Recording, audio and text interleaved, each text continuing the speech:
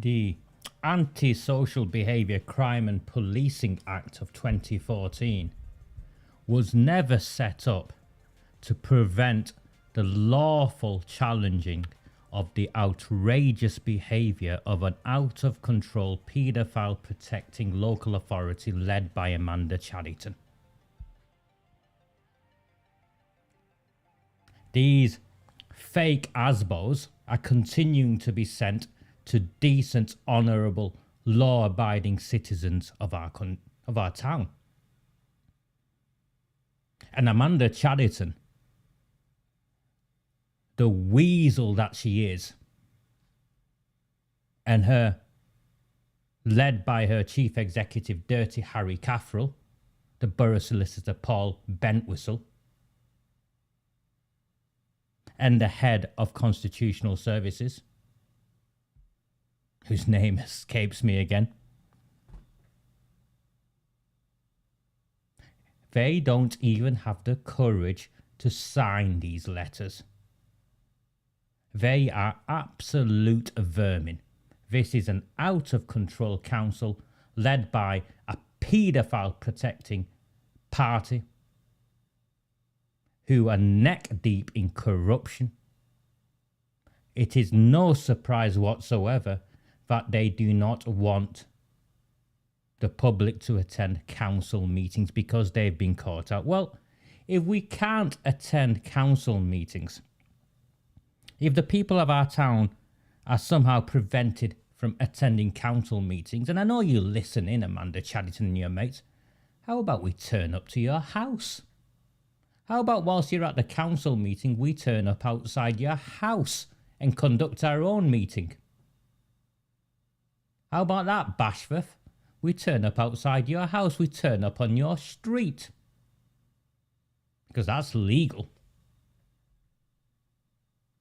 At least we have the courage to show our faces. Scum. Utter scumbags. Do not fear them.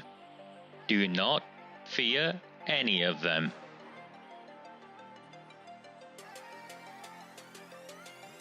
On the 20th of November 2003, James Ignatius O'Rourke McMahon was elected councillor for the Failsworth East Ward of Oldham. Deeply ambitious, he ruthlessly rose to power, and by 2011 he was already leader of the council. In 2015, exploiting a Labour Party loophole, he became MP for Oldham West and Royton. If only the people of the town knew then what they now know. Do not fear them. Do not fear any of them.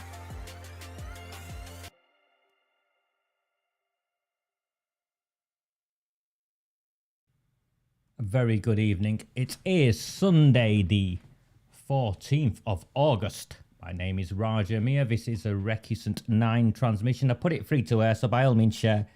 By all means, please do like it at the very least. And share. There's 114 of you watching so far. Welcome all of you. Even the scumbag Tories who are still yet to share the letter that they have reportedly sent to the government asking for a investigation into the cover-up of the grooming and gang rape of our town's children. Come on, Robert Barnes. Why is it you won't share that letter? How about you, Lewis? Or Dave? Or, what's she called? Beth? Are you going to pass it on from one to the other like the cowards you're turning out to be? And I'm told, I was giving some messages, Roger, you don't want to fall out with the Tories. We need them. I'm not playing a game here. I'm not here to play a game. I'm just calling it as I see it. You sent a letter out to the government claiming you'd asked for an investigation, a public inquiry, and you won't publish that letter. You're just utter...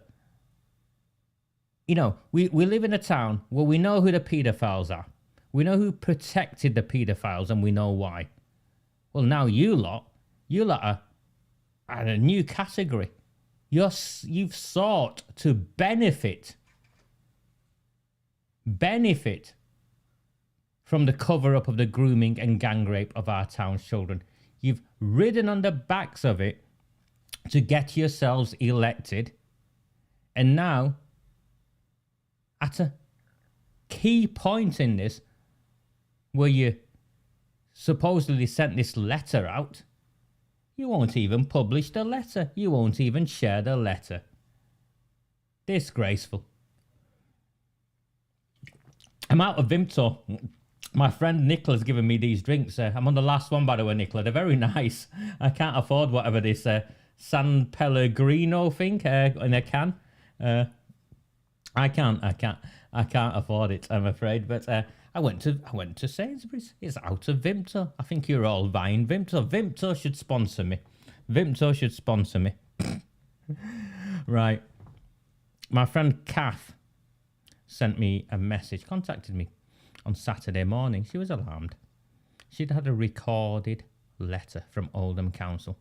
And she's the latest, the second wave of people who've been given these antisocial behaviour letters. Unsigned from something called Community Safety Services. Now let me put this up for you and go through it. Community Safety Services. I've cut out Kath's address, but you can see it. And she's on here. She knows I'm sharing this. First thing to notice. The first thing to notice is, let me just, that's what I want it on.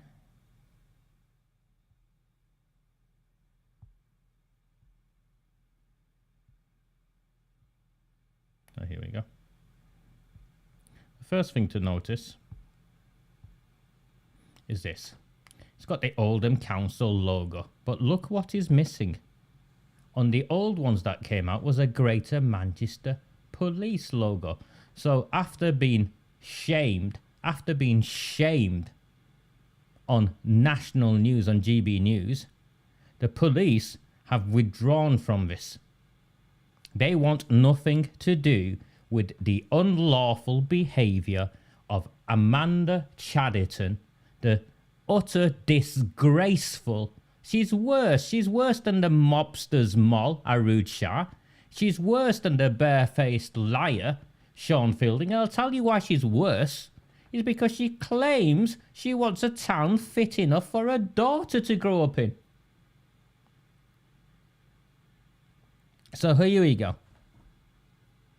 No police logo on this one. Warning. Antisocial Behaviour Crime and Policing Act. Now the first issue here is they have unlawfully used council tax records to identify Kath's address. Because Kath didn't ask a question, she was a member of the public, and they used video footage to identify her. And the only way they would have identified her using video footage and then linking her address was if a council officer, or more likely a councillor who knows her, has dobbed her in. Now, who could that be? Which councillor knows Kath?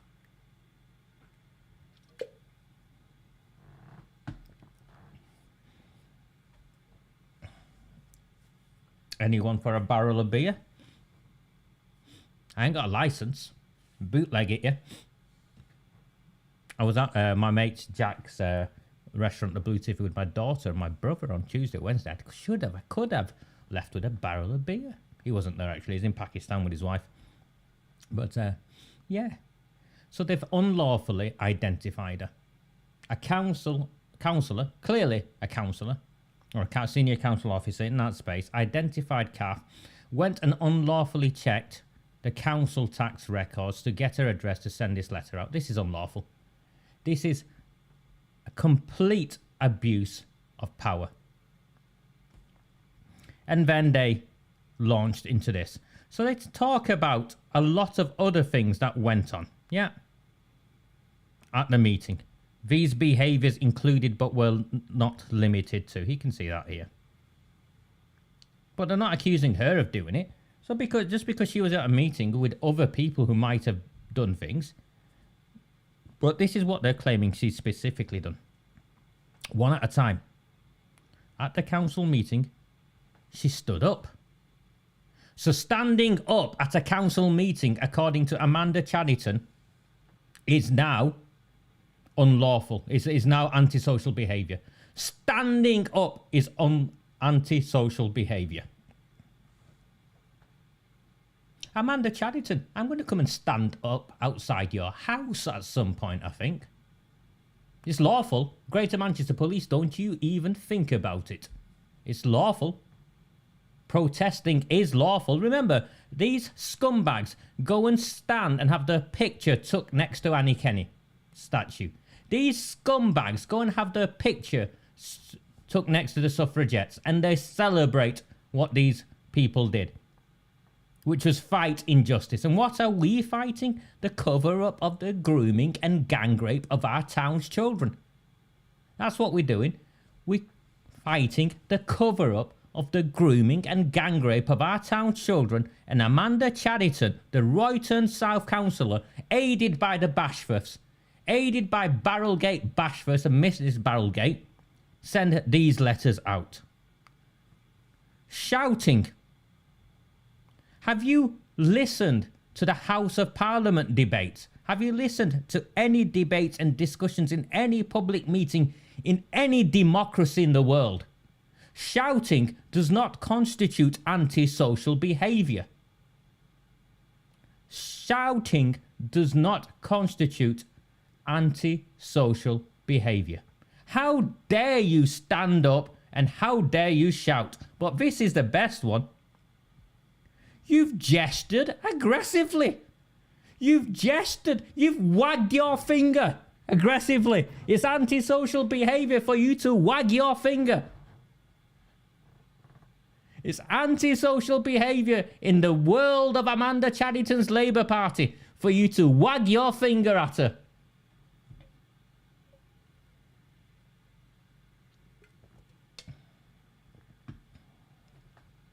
And how dare you wag your finger at elected members and council officers? How dare you? And you repeatedly banged on the protective barrier.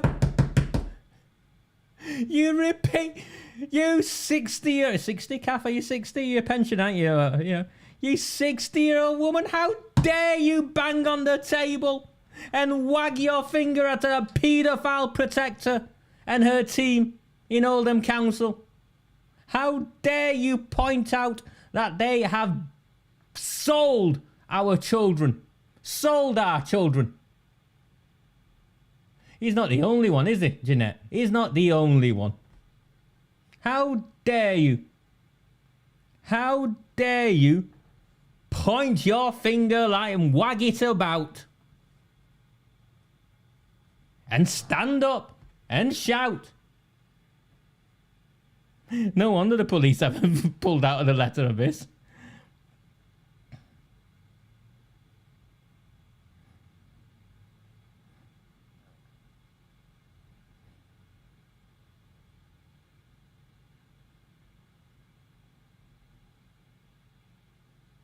Apparently, you prevented the meeting from being run in a safe, fair, and transparent and effective manner. Transparent. The lying scumbags. Transparent. Hold on. Blah, blah, blah, blah. Sausage roll, yeah. I'm not, no, I'm not doing a public inquiry. No.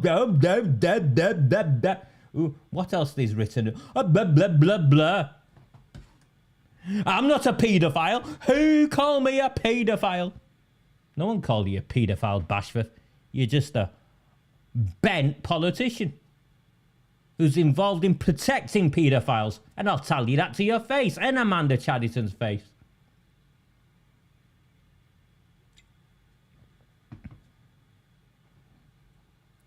We have options. Oh, and here we go. And the antisocial behaviour, this bullshit that they're going on about. The local authority will also seek legal remedy if necessary. I call on every one of you who've received these letters. Turn up to the meeting. The police won't touch you. The police want nothing to do with this. Let's see the local authority seek legal remedy. Let's call their bluff. Let's go to that meeting. Walk past the security guards. If any one of them touches you, it's assault. They're not allowed to touch you. Let's 100 of us go down, walk into that council chamber and see what those security guards do. I want to see the local authority seek legal redress in unlawfully barring people. And look at this spineless piece of shit that he is. Yours faithfully, for and behalf of Community Safety Services. It's not even signed. They never signed it when they sold our children to be groomed and gang raped, and now they don't even sign the letters where they're trying to hide.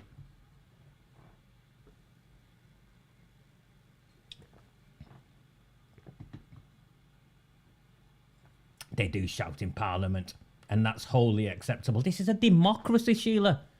These are fundamental rights in our democracy. And they're claiming if an antisocial behaviour injunction is secured against you, it may include the following prohibitions.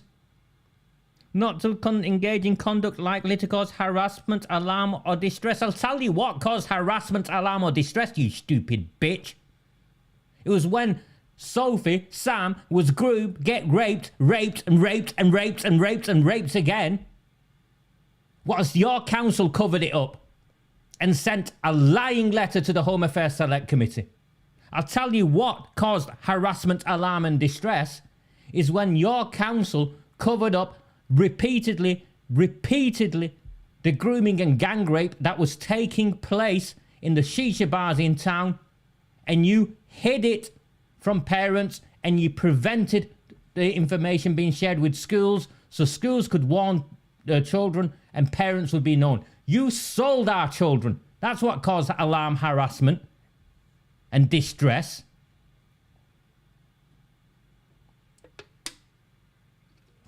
Yes, indeed, Kristen. What about our safety? What about the safety of our children?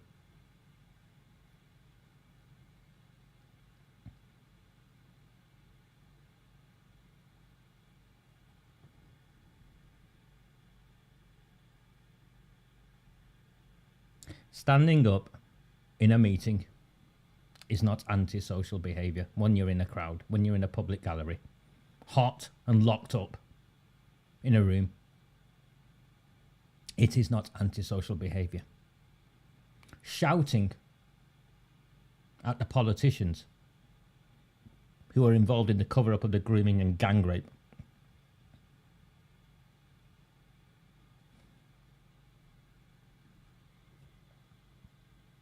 shouting at politicians who are involved in the cover-up of the grooming and gang rape of our children is not antisocial behaviour. Shouting at Gerard Jones, the Director for Children's Services, the Chief Executive for Children's Services, who has been exposed, caught red-handed in attempting to prevent the testimony of victims, is not antisocial behaviour. Wagging your fingers is not antisocial behaviour. And bashing on those barriers is not antisocial behaviour either.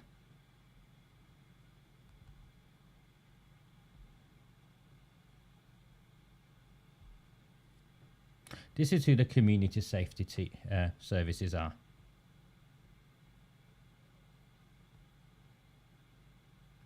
The remit of Community Safety Service is to investigate and respond to reports of antisocial behaviour and criminality within our communities. Okay, so that's what they are there to do, to respond to reports of antisocial behaviour and criminality within our communities. So straight away, they are engaged, Oldham's Community Safety Service is engaged in behaviour that is outside of their remit. It is not the purpose, it is not the role of Community Safety Services to do this. Oh, my friends in Oldham Council, I'm going to find out every one of you who work in community safety services, and I'm going to publish your names. I'm going to publish the names of every one of you who works in the community safety service team. I'll find your photographs on LinkedIn. I'm going to publish your names and photographs. I'm going to share it. In fact, I'm going to fund sharing it on Facebook. These are the members of Oldham's Community Safety Service who are responsible for attempting to censor and silence members of the public who have spoken out against the grooming and gang rape of children. Because one of you signed it. Which one of you was it? Now to send this out and didn't sign it.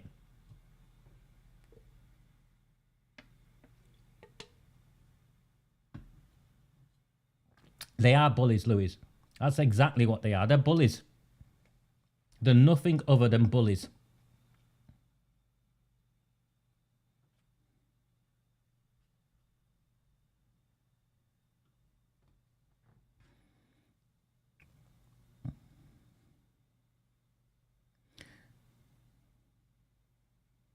The legal basis, end of first paragraph, the legal basis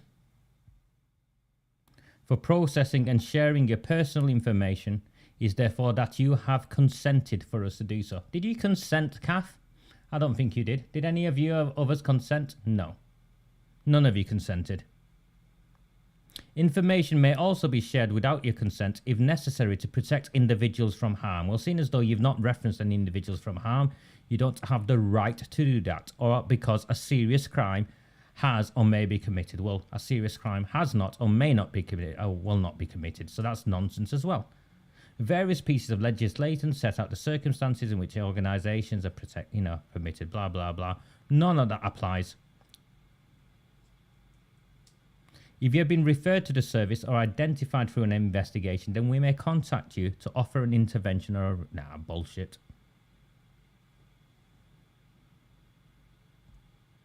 So the purpose of the Community Safety Service is not to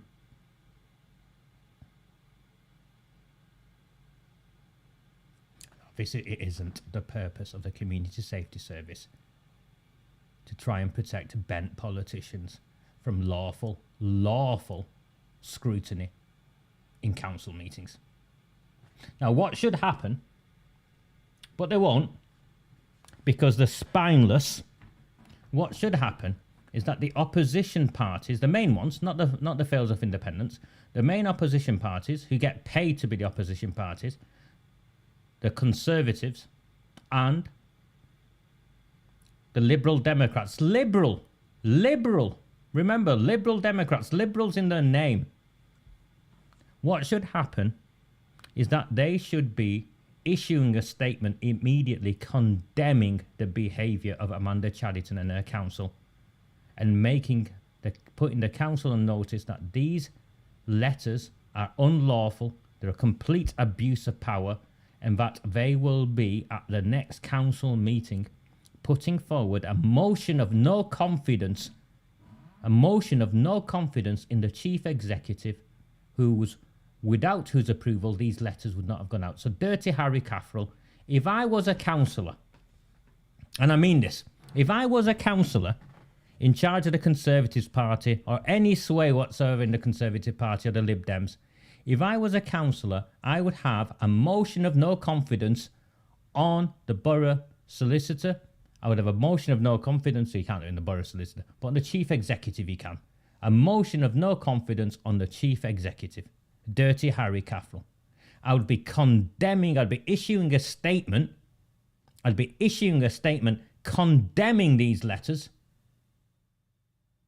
and standing in solidarity with everyone who got one and saying, I will meet you outside the council chamber at the next meeting and I will walk in alongside every one of you who got one of these letters.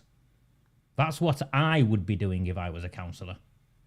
But these spineless scumbags who've got in off your backs, now they're in there, they're cosy. Nice chair, nice council laptop, get there 5 o'clock, get there early for the meeting and have my free meal. Wait for my monthly £1,000 check to come up. No. They're not going to do that, are they? They're not going to do that.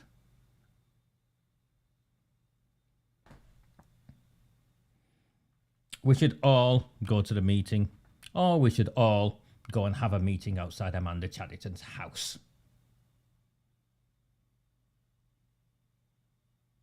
We should all go and have a meeting outside Amanda Chatterton's house.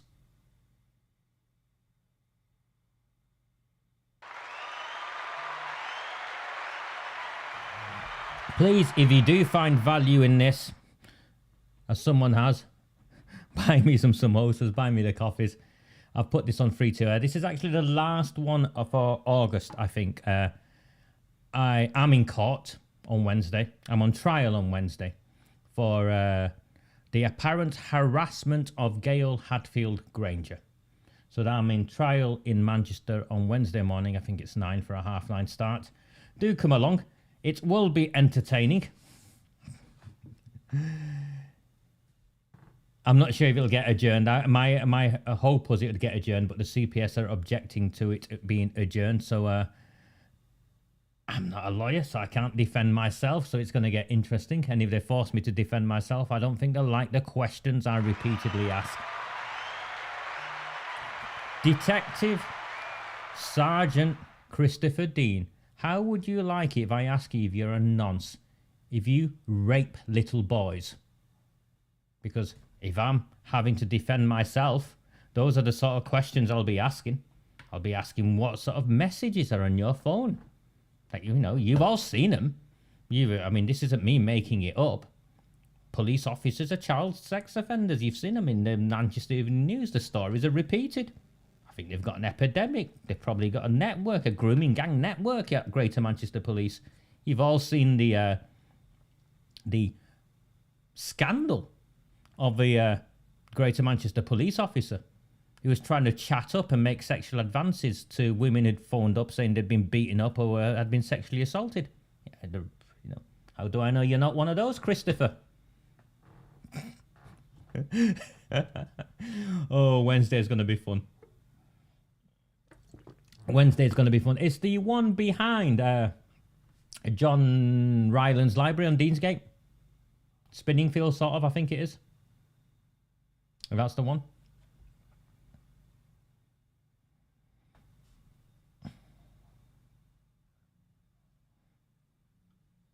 No, you're right, my nephew. I don't think the bent pigs at GMP have got a spine to question OMBC over the fake ASBO letters. No. But they've forced their GB News has forced the letterhead off. This is outrageous. This is something that will be taught in university lectures in years to come of what's gone on in Oldham. I don't know the address, Nikki. I don't think it's Minchell Street. It's the one behind Deansgate. If any of you are interested, message me afterwards and I'll dig out the letter I've got and I'll send you the address. Or is it? You, Nikki, I have no idea. Until this happened, my links to courts were only when I did jury service or went as witnesses, you know, for the prosecution. So this is all. It's Wednesday, Sue, and it's for 9 o'clock to 9:30. So that's where it is. That's the time. It's not a Crown Court because I'd have a jury, wouldn't I? It's a magistrate court. Because by the time they'd finally charge me, they had to bring it down and bring it down and bring it down. And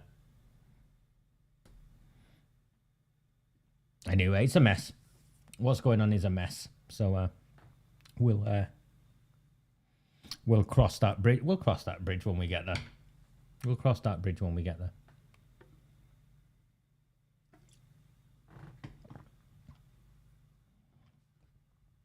No, Lynn, I don't have an address and postcode. It's on a letter somewhere. I'll dig it out at some point if anyone wants to come home. You know, yeah, that's the one. That's the one, and it's Manchester and Salford Magistrates. That's the one.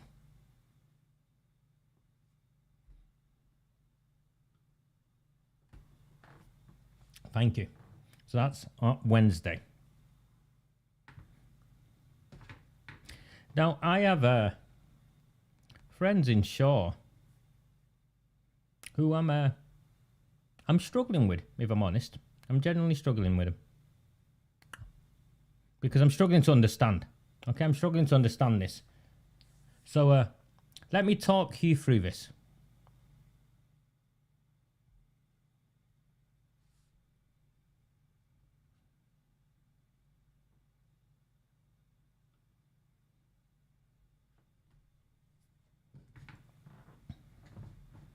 This is a letter from 2018. Not a letter, an article, newspaper article from 2018. And the parishioners are fighting to preserve St. Paul's Methodist Church.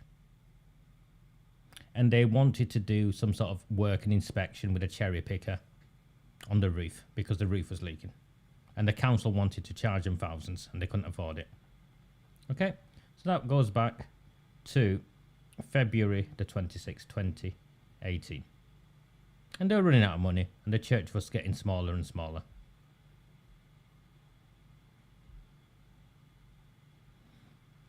And then the roof collapsed. You can see this. The 26th of February 2019. The roof collapses. St. Paul's Methodist Church. Now,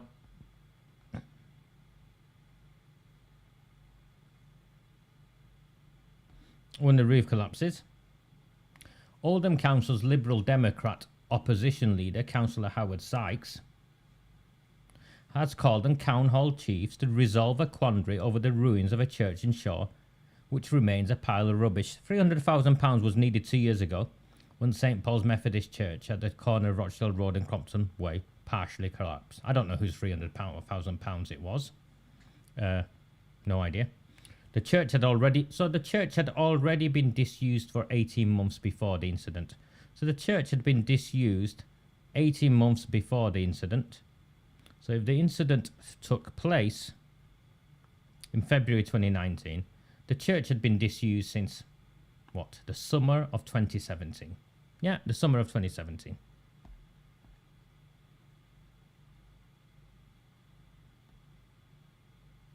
There's a day nursery next door, but that belonged to the church. It was the land of the church, yeah.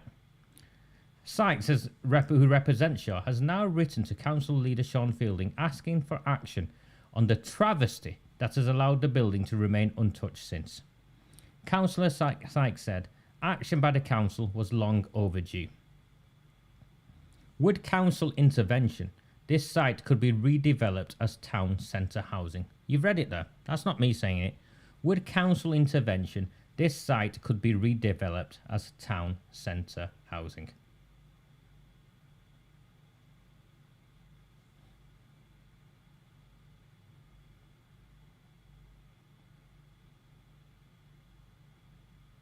And he goes on at the prospect of it developing houses here, brownfield, blah, blah, blah. And all referencing again, since the collapse in February 2019, the Methodist organisation which owns the site has attempted to sell it, but because of its listed status and planning requirements, the site is unlikely to be financially viable for any private developer. Councillor Fielding then uttered some nonsense that, it never makes any sense. Apparently the council has and will continue to work closely with the church to safeguard the site's heritage and future use.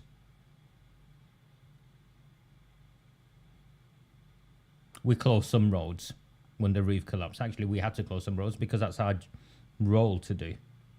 But he says St. Paul's Methodist Church is an important historic site on the gateway to Shaw Town Centre.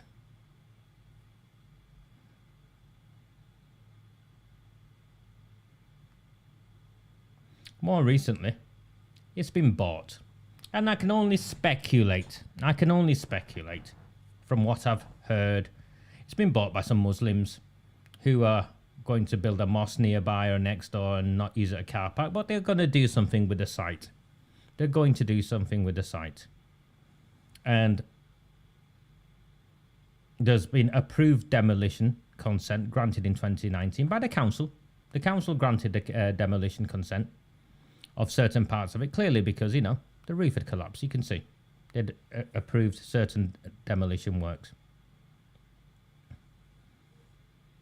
And there were concerns the demolition was unlawful, graves were being moved, and how dare graves be moved? Guys, I've just shared a Howard Sykes statement with you. Now, by the way, graves weren't moved, or haven't been moved yet, but guys, just shared a Howard Sykes statement with you, where graves were going to be, they're going to build houses there. What were they going to do? Leave the graves there so they form part of someone's living room or someone's garden? Of course they were going to move the graves. So this isn't about moving graves. Council enforcement officers visited the site last week and sought assistance from the owners who were complying with the requirements of the planning consent. So nothing to see here is what. And Councillor Gloucester added, lots of other things are being suggested which are just not true, as some people try to make mischief in the community. And this is where I actually have, this is the only place really, well, actually no, it's not. But this is the main place I have an issue with the Lib Dems. In short, they're a stronghold. Lots of other things are being suggested which are just not true. So, Councillor Gloucester, why don't you tell us what is true? You're the local councillor. You and your wife and Howard Sykes, you're all the local councillors. Why don't you tell us what is true? Who's bought the site and what is going to go on there? Because the longer you play these games with the community, the more angry people are going to get, and the easier it is for this to end up in a complete and utter mess.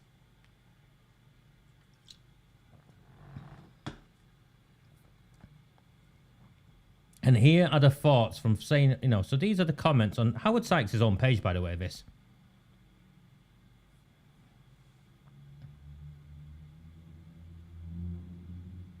John Roach. Reasonable question. In order to reassure people as to the intended future of the site, would it be possible to advise residents of Shaw and those of us with roots in the area accordingly?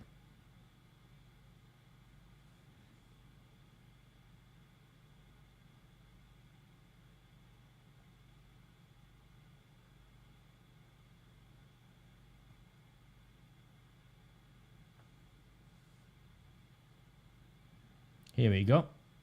Linda Richardson. My question is, has any provision been made for the preservation of the old gravestones at the front of the chapel and those down the passageway between the chapel and what was the nursery? Howard Sykes responds by send him an email. And someone, we have witnessed perhaps 6 or 8 persons not wearing hard hats whilst heavy equipment was being used. Go and stop it.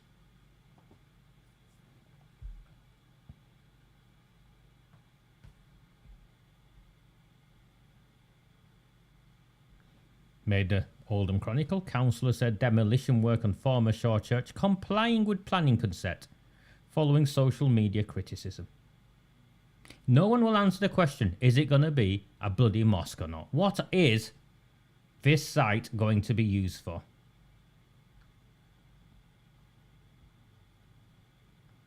2nd of August, last week. Proposal submitted to develop church deemed to be at risk. More up-to-date photograph of what's been demolished, you can see.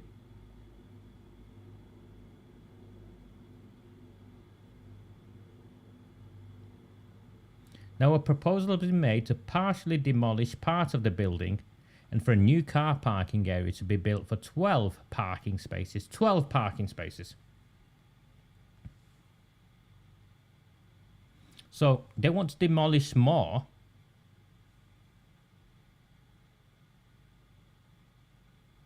because the existing demolition work that they've done has made more bits of it unsafe. Right? And here's Kent from the Oldham Times, I think.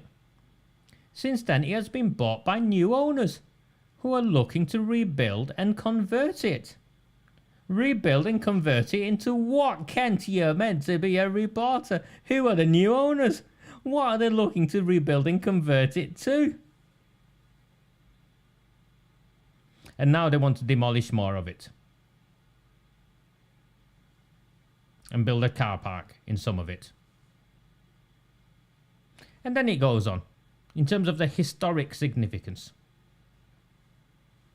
Historic England, put it down as at risk. It's a chapel that dates back to 1863. And was fully operational until 1975. So I feel for all of you who look at this and think it was once part of our community, and look what's happened.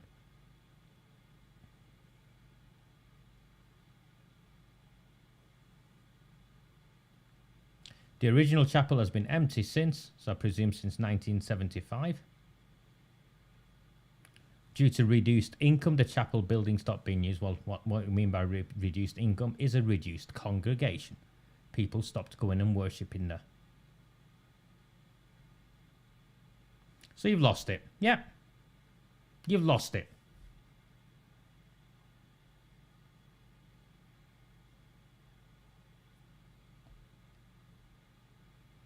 And in comparison, what you've got is this building, which this story dates back to 2005. A temporary mosque built in a terrace street, a middle house. Refuge Street Mosque. Temporary mosque, apparently. Well, it's been there for a while. People objected to it. A lot of racism went on, it's clear, reading the story.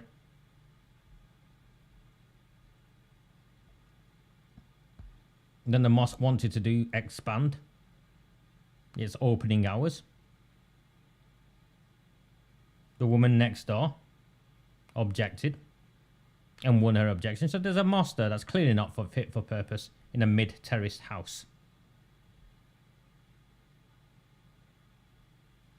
And so we're clear,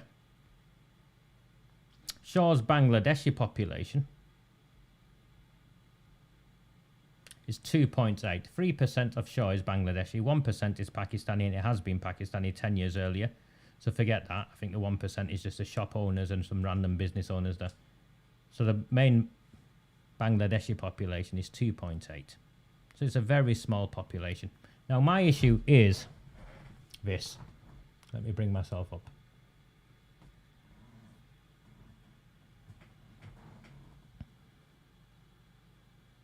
Howard Sykes, Sean Fielding, everyone at Oldham Council knew, as that newspaper article from 2019 showed, that the Methodist Church were trying to sell the building. Howard Sykes wanted it for housing.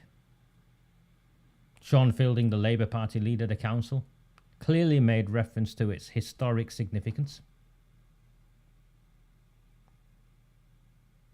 And now, many people in Shaw are objecting to it. And I don't think they're objecting to it just because of the loss of heritage.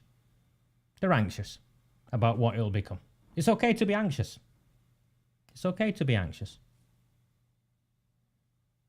And as I've said, if it is a mosque and the management committee of the mosque had any sense, they'd do what the Indian community have done in the new temple they've built. But I'll get onto that in a moment. But come on, guys. The Methodist Church put it on the open market. What was stopping any of you from forming a community action group and buying it? What was stopping any of you from lobbying the council? You've got your own parish council there. Forget, this is bread and butter activities for a parish council. This is what the parish council exists for. It's what you pay an extra percentage of your council tax for a parish, for a team of parish councillors. The parish council could have used legal means to make sure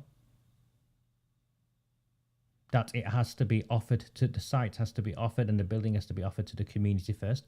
They're called community asset transfers. There's the legal means by which buildings of civic value are kept in the control of the community. Black and white how to do it. Very simple. Someone like Howard Sykes, Gloucester, knows how to fill in the forms. They've not done any of that. But you could have done it. Those of you who live in Shaw, why didn't you put a team together? Because you've been disempowered, which is why. You now look at this stuff and you think, what's the point? How? Where would I even start? I'm not being harsh on you, but there were opportunities up to this point where intervention after intervention after intervention could have took place. The parish council could have done it. Oldham Council could have done it. A residents association could have picked it up as an issue. A Shaw community group could have picked it up as an issue. Hell, even the Methodist Church. If you're all bothered about the gravestones, why did the Methodist Church not put a covenant on the gravestones as part of the sale? Because they wanted it off their hands and they wanted to get as much money as possible. I know it's hard. So Mark Hints, Jack, wants answers from there's a planning committee meeting in Shaw next week, I think. And Mark Hints wants answers from, and Lisa, I don't know Lisa, how to pronounce her name, Navasi. But they're just politicising it in the same way the Tories politicised the grooming gang cover-up. It's gone. Someone's bought it fairly off the open market. The article said so. The Methodist Church had been struggling to sell it. The council had an opportunity to buy it and didn't do. The councillors had an opportunity to push to be bought. And they failed you. And I go back to where I started with this. The only way through this, for sure, is for, if it is to be a mosque, is for those who've purchased it to meet with the community of Shaw and share their plans.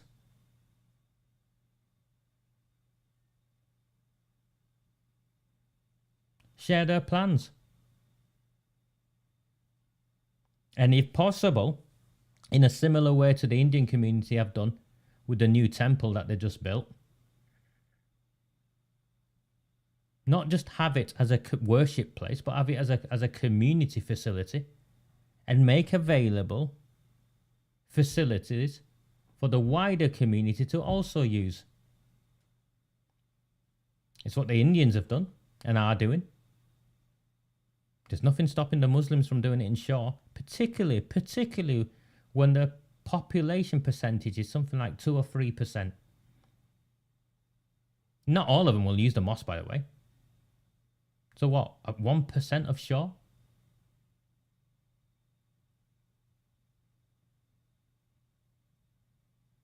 But it's been whipped up and it's been whipped up.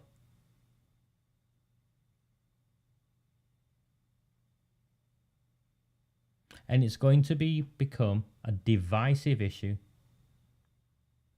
And they're all at fault.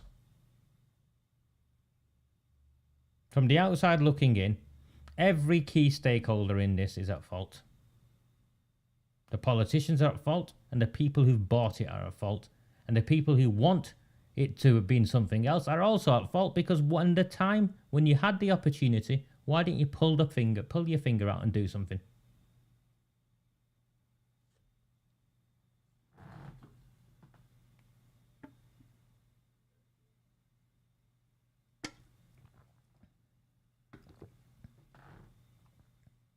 And apparently, in terms of where this is going, the issue is going to be over the graves.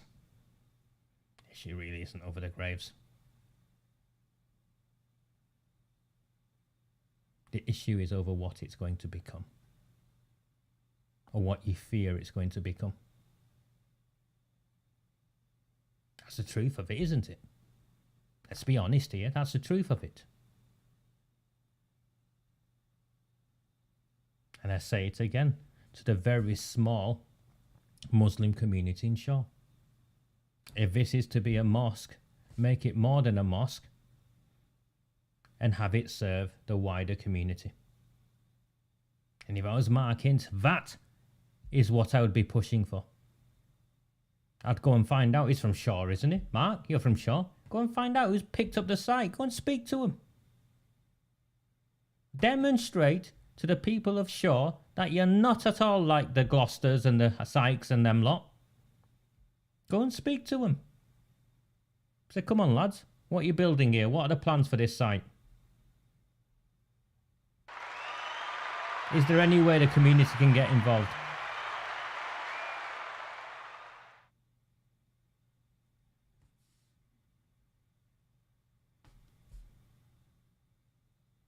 Don't make it into a racially divisive thing. Because that's what they want. That's what they've always wanted. That's how the politicians and the bent police officers and the council officers in our town win.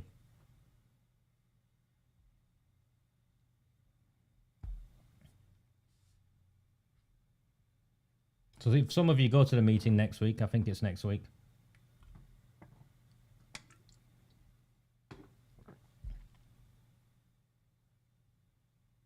have the courage to share your anxieties.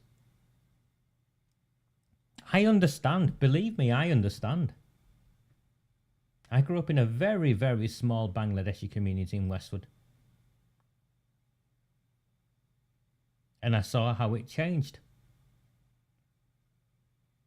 And if I'm honest with you, very few of those changes were beneficial for the wider community. And I sense the anxiety. It's not racism, I sense the anxiety. But if we are to learn our lessons,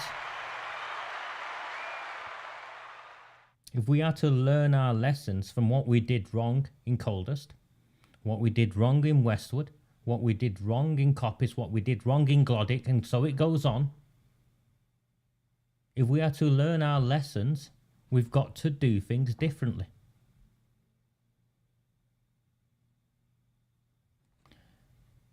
And here we have another problem.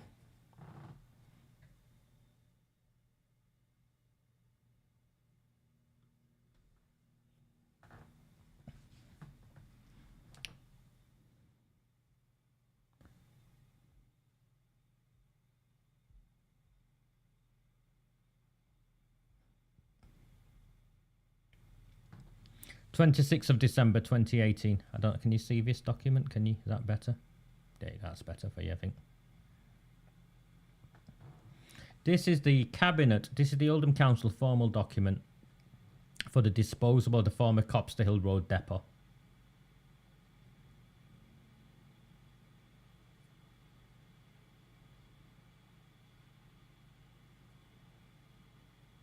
It's the history of this, and this is, by the way, what the new Indian temple is. Okay.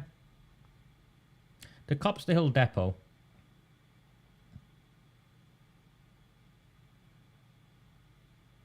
was meant to be demolished. The site was meant to be cleared, and the land was meant to be sold back to First Choice Homes, who would then have built houses.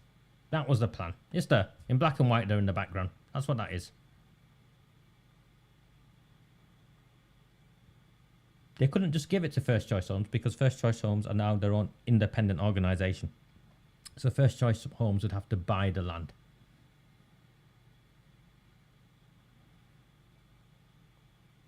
What then happened was there's two main Indian communities, but one of the main Hindu communities who have a very small temple prior to this, I think on Lee Street,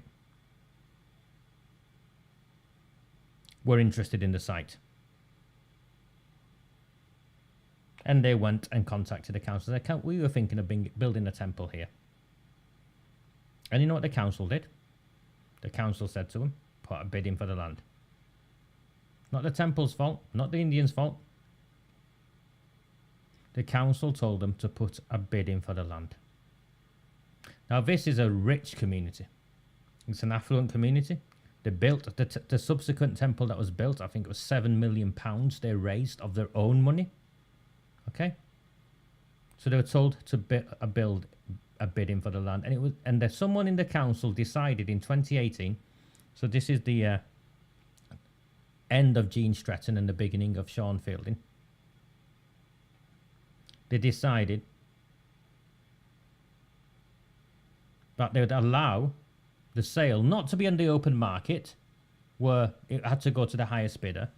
They'd allow a closed bidding process where First Choice Homes had to put in a bid and the temple had to put in a bid. And this is where it gets murky. 2.2 is where it gets murky.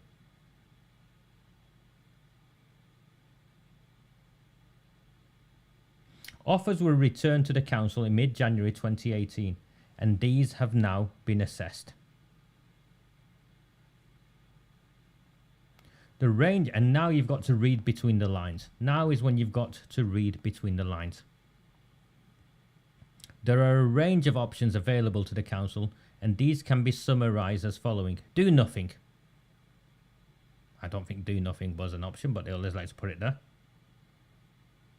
Reject the offers and advertise the opportunity on the open market. That suggests that the offers were low. That both thought they could, they both thought they could secure the land as a consequence of political involvement, so they've offered low. Accept any of the offers submitted as a result of the restricted tender exercise. Accept the most economically advantageous offer. And then it goes silent. The preferred option is in a restricted report.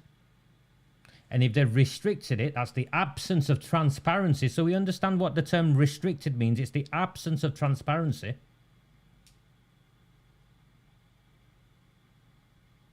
This cabinet meeting met in a restricted report. Was the recommendations. And of course the temple got the land. Now this is what I suspect happened. Having seen enough of this nonsense, this is what I suspect happened. And I've seen the chat to do with the temple. And my friends, people I consider to be family, by the way, worship at this temple. My friend Sita Lax and her family worship at this temple. So I have no issue with the temple. I have an issue with the council and its behaviour in the way they've gone about it, which has caused tensions.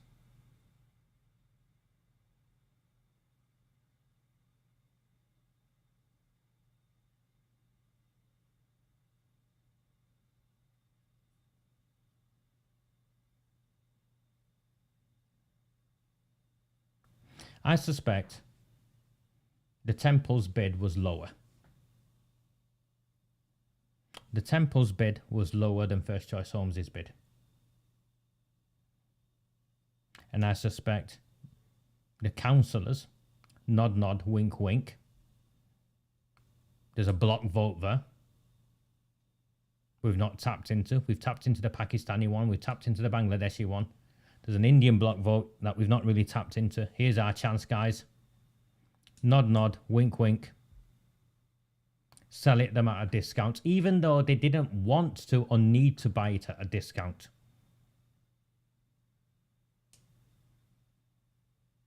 It's the equivalent of a heroin dealer. And many of my friends when I was younger got hooked onto heroin this way. They'd buy cannabis off the local drug dealer. And they're happy to pay whatever the cost of the cannabis was.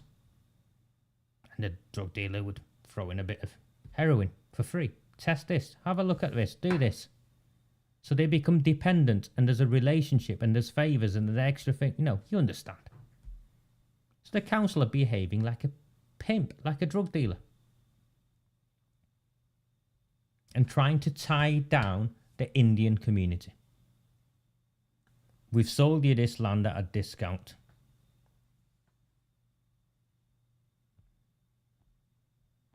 We've sold you this land at a discount. Here he is, my brother Jamal. My brother Jamal. Nowhere to be seen when our children get groomed and gang raped, but there he is at the opening of the temple, rubbing his hands. Rubbing his hands.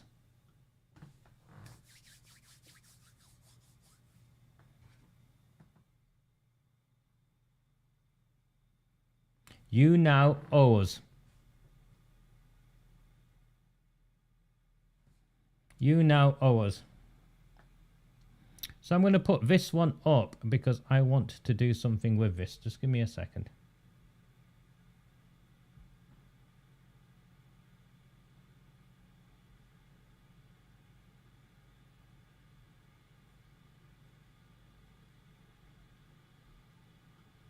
I have no idea who you are, but I have no time for this form of prejudice and racism.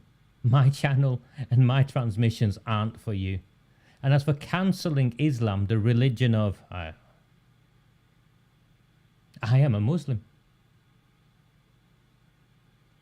This isn't about Islam or the Hindu faith. This is about how white politicians are manipulating and maneuvering themselves and selling civic assets at knockdown prices in exchange. Well, I'll let you decide what it's in exchange for.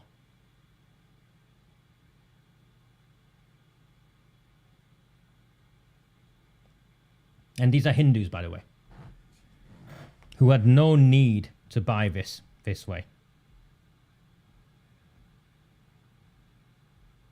But this is what I meant. This is what I meant for the lot in Shaw, for the Muslim friends in Shaw. A new Hindu temple with sports, social areas, classrooms and a youth club has been visited by... Blah, ignore that, yeah.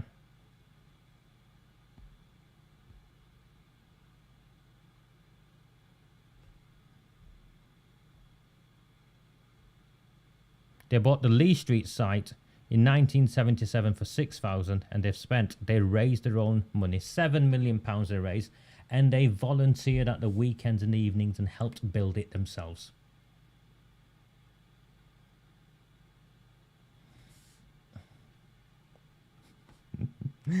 Oh, you're not from here, are you? You're not from here at all.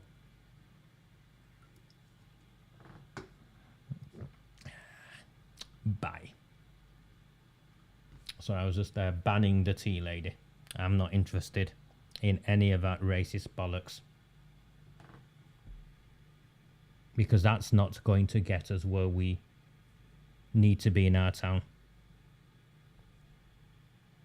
And that's why we've all together come on the journey we have. The temple will be a fantastic facility, not just for the Hindu community here in Oldham, but for the wider community locally, with its sports hall, classrooms and soon to be cafe. It said the foundations to become a real hub for the community. What's stopping that from happening in Shaw?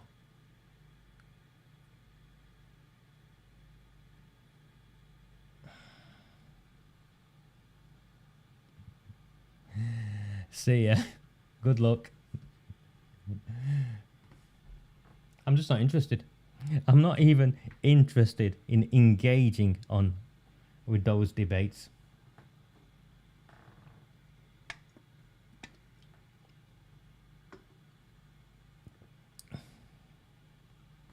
Yeah, that's exactly what they are. And the cowards, you can see the cowards.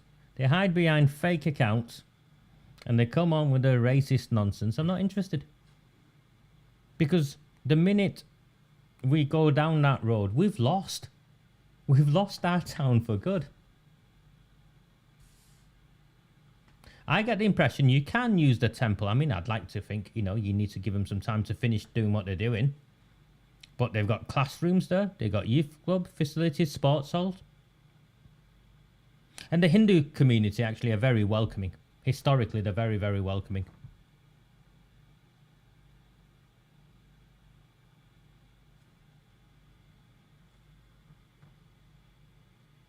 Look, can you see what they've done there? That community had no need. That community has no need to have bought that building at a discount price. But it's the council trying to tie them down. Which is why McMahon's there straight away. Can you see? I urge my Hindu friends not to get involved in this nonsense. Not to get involved in the nonsense of McMahon and his Labour Party politics. My Hindu friends from Oldham and beyond have contacted me repeatedly, asking me not to use the term Asian grooming gangs, and I have now no longer used the term Asian grooming gangs, you'll have noticed. Because this problem is not a feature of the Indian community in Oldham or elsewhere. It's not a cultural or religious problem within those communities. It's an affluent community, it's an integrated community, it's a respectful community. Please don't get involved in this nonsense. And for my small Muslim community friends in Shaw, you're being set up to take a battering by these politicians who are then going to come back to you and say, we'll protect you. And in return, you'll become dependent on them. It's very easy. Call a public meeting. I'm sure Mark Ince will support you. I'm 100% certain Mark Ince will support you. I don't know Lisa, but I've met Mark. He's not a racist. I'm 100% certain Mark Ince will support you and help you engage with the community so you can share your plans. This is what we wanted to do.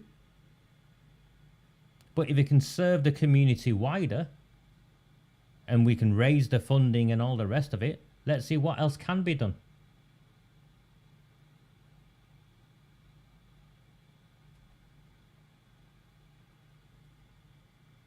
So that's where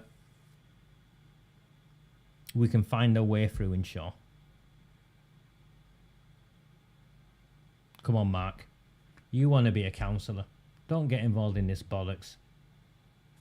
Sidestep all of it. Go and speak to the people who've bought it and facilitate a meeting. And help that site not just be something historical and heritage of the past, but that serves the community and the full community of Shaw in the future.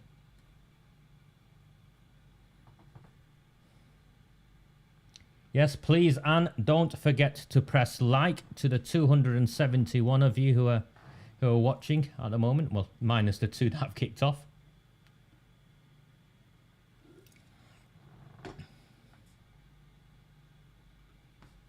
Yeah, that's what that is, isn't it, mate? That's what McMahon and his nonsense is.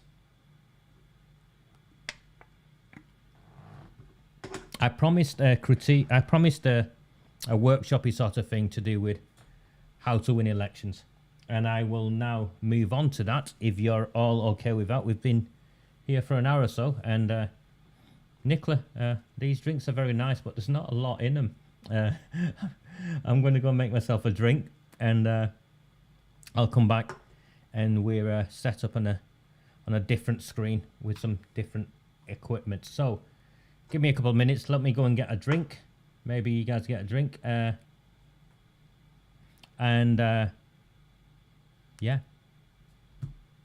If you're finding value. You know what, Jeanette? I'll arrange it. I'll arrange it for September. I have friends of mine who worship in that temple. And I'll arrange for a visit.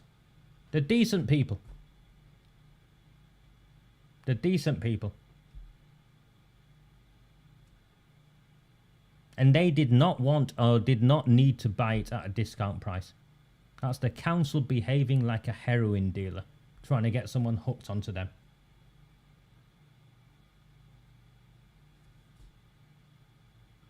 Historical. Turn up to any temple, Sikh temple, Hindu temple, they'll feed you. Anywhere in the world. Anywhere in the world. Like if you're finding value in this, please, and you haven't, share. By all means, share.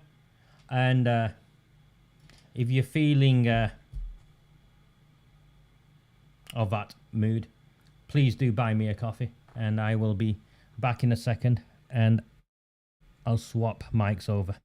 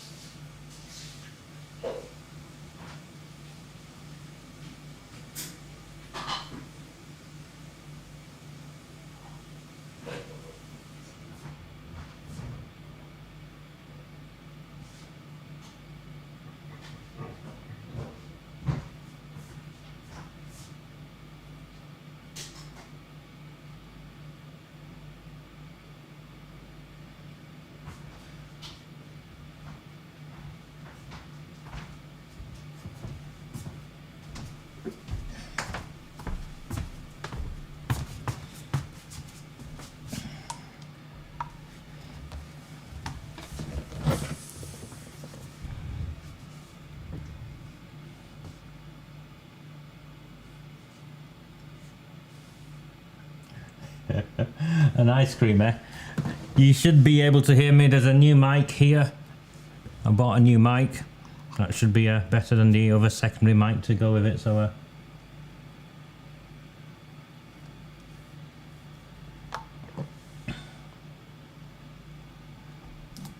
the problem I've got when I look this way is I've got to keep looking back at the screen for your comments. There's an empty space, you can't sit here, but there's an empty space for an iPad to sit, and I'm refusing to buy another one because the police have two of my iPads, and I would be able to just mirror the iPad screen.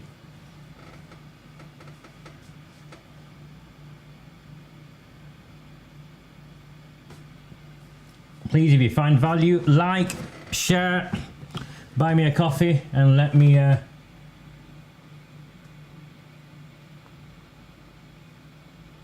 set this up. You should see a blank white screen.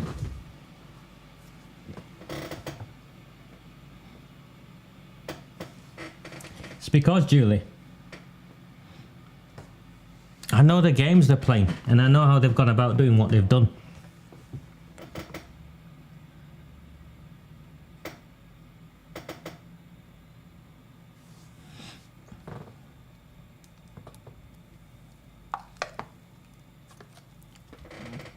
Okay.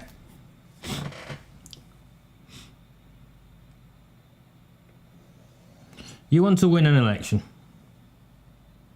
and you're not one of the mainstream parties. So we look at those who've stood. We start by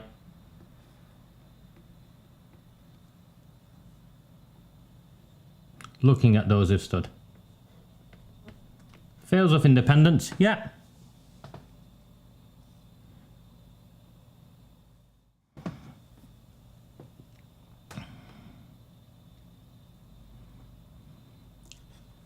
Proud of Oldham and Saddleworth.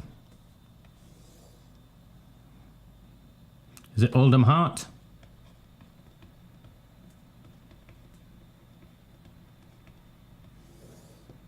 And then you've got genuine independence. One-man bands or one-women bands, yeah? One-person bands. Oh dear. Politically correct term is these days. And let me share with you what you need to get over the line and why some of them haven't got over the line.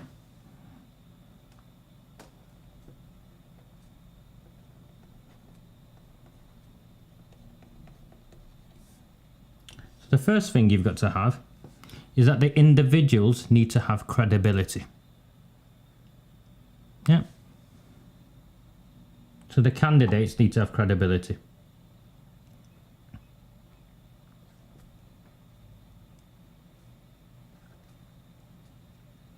So that's me playing with my pen.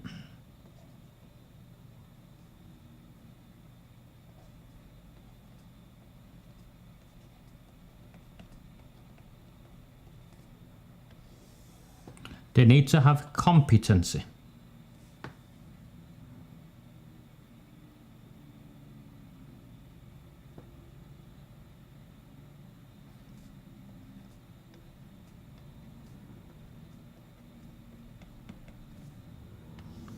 They need to be part of the community, and that's on the candidates.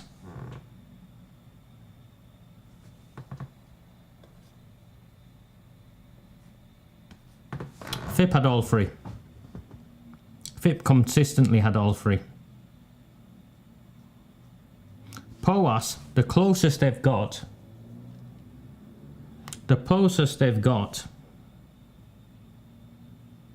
was with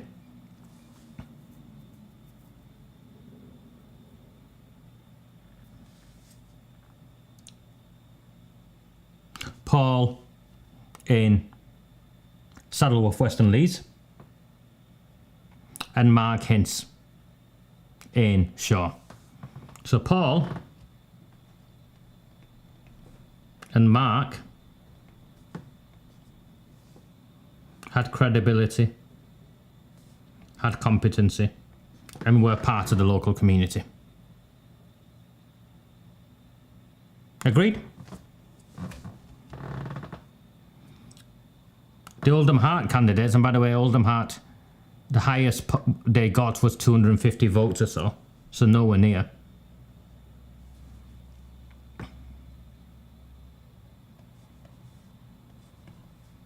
They were just looking for candidates. And the independents that come along, and let me put Amoy here, because Amoy was an independent before POAS came along. And it's not a criticism of Amoy at all. Credible, competent, part of the community. But you can see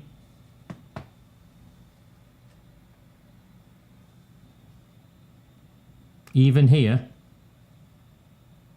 they did not get elected. So this on its own, in terms of your candidates, does not get you over the line. It won't get you over the line.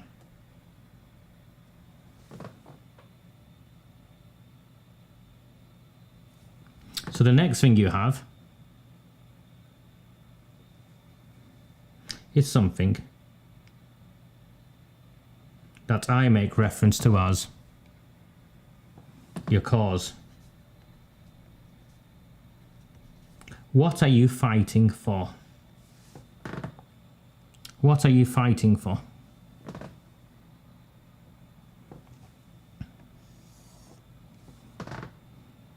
FIP were fighting for Failsworth independence. And what that basically means is autonomy for Failsworth.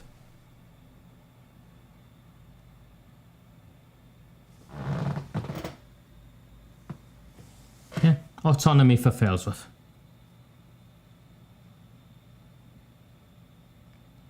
POAS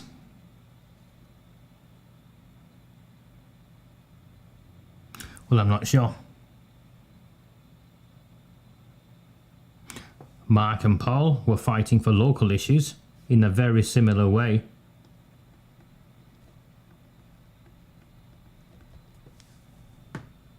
To Failsworth independence. But for Paul Eric and Debbie Cole, there were other issues in there as well. So they actually didn't have an identity. We talk about an identity. Your cause is your identity. Oldham Hart, with the greatest of respect, I have no idea. You're just as likely to see a post criticising something nationally locally, what is Oldham Heart's cause? I don't know. And with the independents, the likes of Amoy, Montaz ended up with a cause that was compelling enough. But a lot of the independents don't have a cause. They have support because they're well known in the community. But that is never enough to push you over the line of getting voted in. You need to stand for something.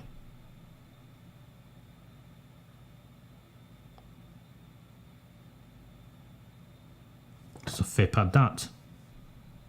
These two lads had that. So why did they still lose? So why did these two lads still lose?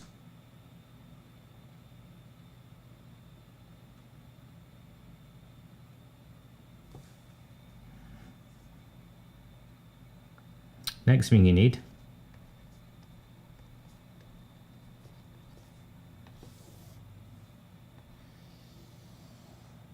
is courage. You need to be able to stand up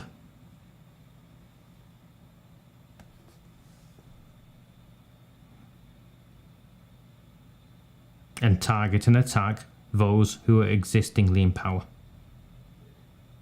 Politics is not a clean game. You need to be able to stand up. The closest FIP got to failing was last year when they started to try and do deals with Arud Shah and the Labour Party. There's a backlash in Failsworth. There's an issue within their own party, never mind anything to do with me. And they quickly realised that trying to play politics with the Labour Party was not going to get them what they needed. They needed to have the courage to continue and persevere.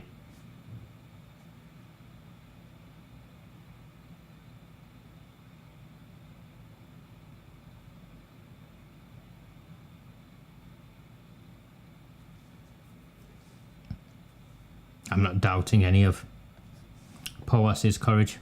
I'm not doubting any of Oldham Heart's courage, although I am. And there's a problem here, and there's a problem here. They were led. There's a party leader.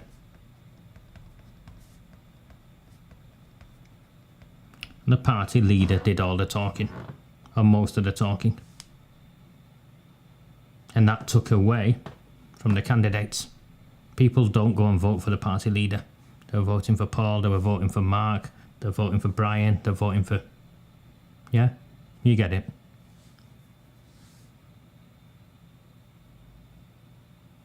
And then there's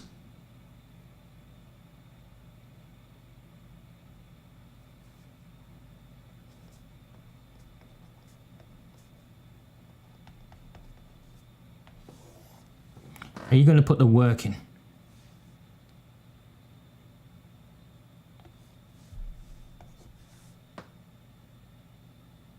Do you have the capacity to put the work in?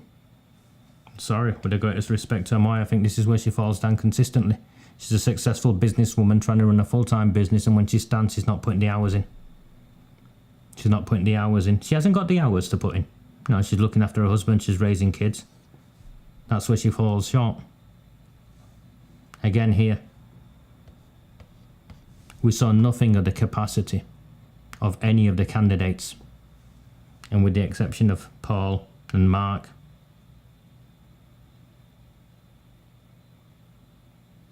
it was party leader driven. So this is where it comes up short. Do you see? It comes up short.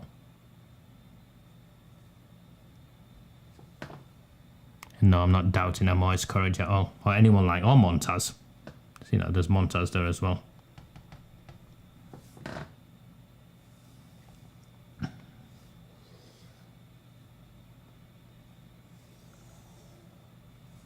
And the last one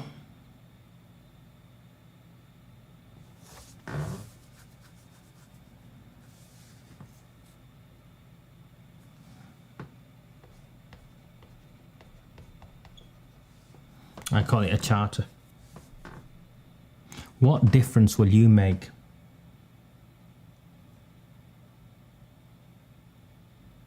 What difference will you make? What's your mandate?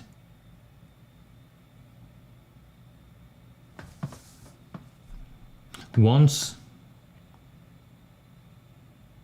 FIP have peaked, and they will peak with 6,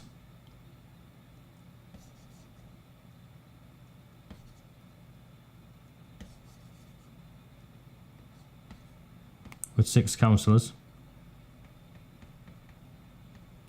and if they fail to deliver independence, or at least explain what independence is,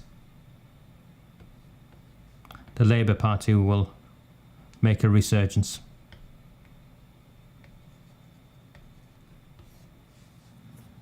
I'm not a fortune teller, I'm just an analyst. And that's what FIP risk without a charter. And I'll go into this. These don't have one, they're finished now, aren't they? Mark's decided to stand as an independent. He's created what he should have created the year before. Sean Crompton Independent Party. And Paul Shilton. Is he standing? He should stand. He should stand as an independent in Saddleworth Western Lees. He'd do better.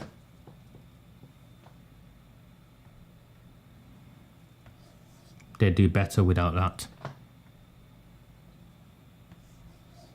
That's actually handicapped them.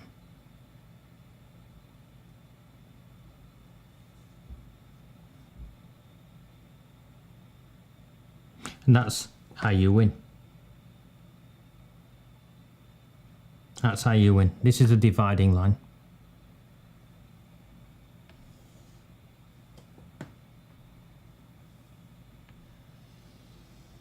This is a dividing line of where decent candidates come up short. They have credibility, they have competency, and they're known in the community. But it isn't enough. You've got to have a cause. You've got to be able to take the fight to them. You've got to put the hours in, delivering the leaflets, grow your team. And you've got to have a bigger plan, a charter, a mandate.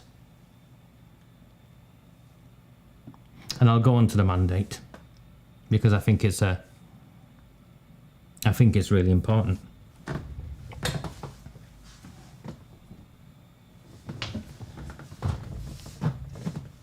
They say it's complicated. It's not complicated. None of this is complicated. None of this has ever been complicated.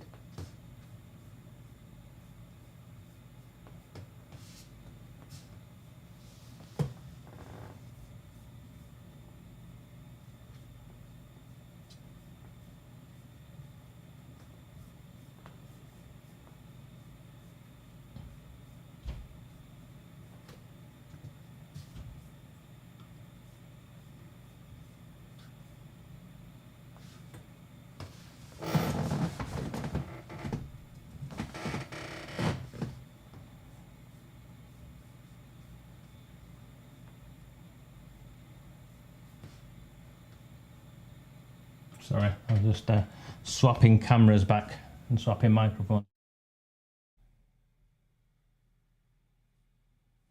Yeah, you didn't see him, did you?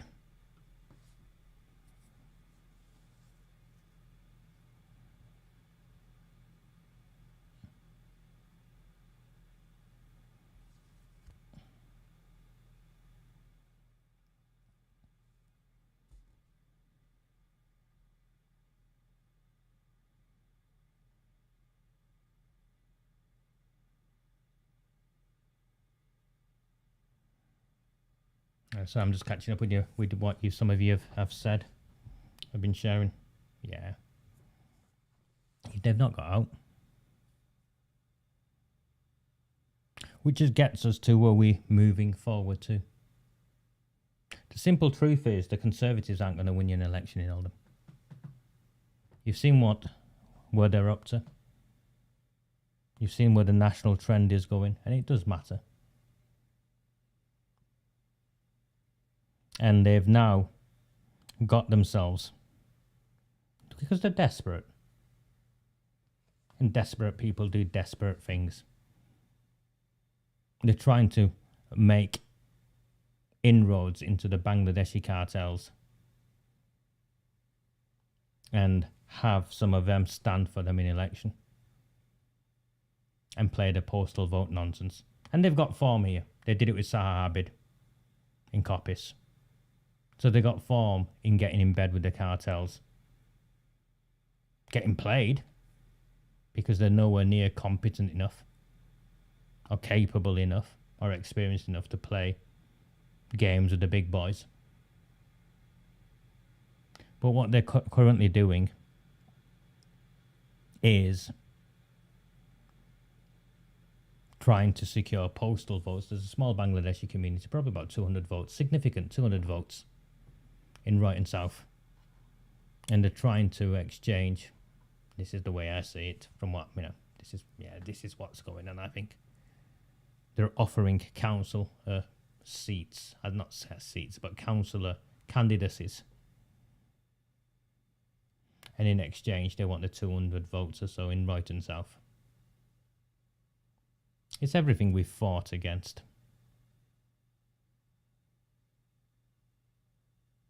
It's everything we've fought against.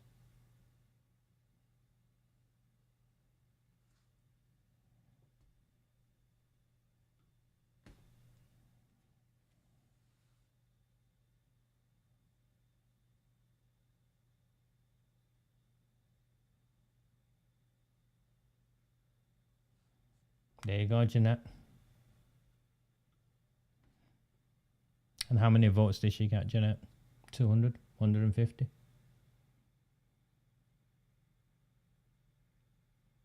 You can have a party in Royton. You can have a party in Chadderton. You can have a party in St. James, or a group of independents in Durka, Sholver, Moorside.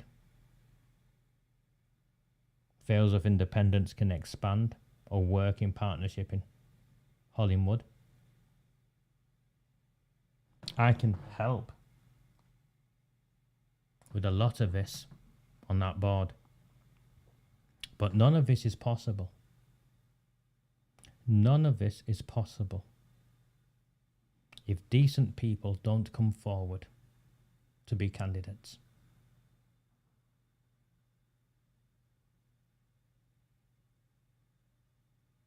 The party can come afterwards.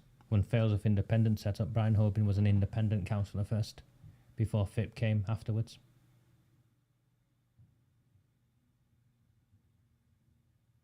I can train every one of you. I can put the council together, the parties together.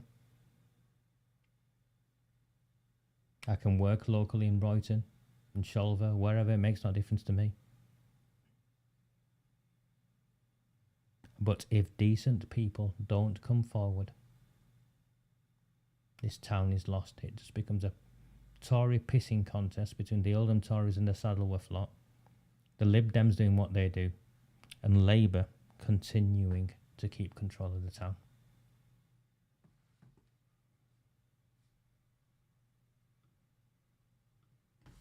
Yeah. We need candidates, Gary. A party's not going to win it.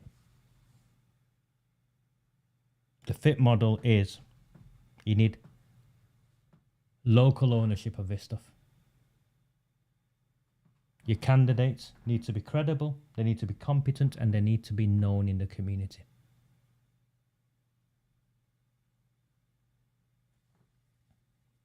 And we need a team of people.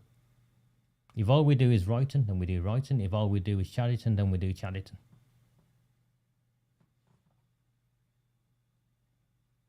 But don't look to the Conservatives for your salvation. They're not going to be your salvation.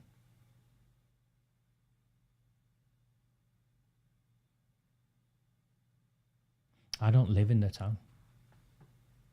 You know I don't live in the town. I've never hidden it.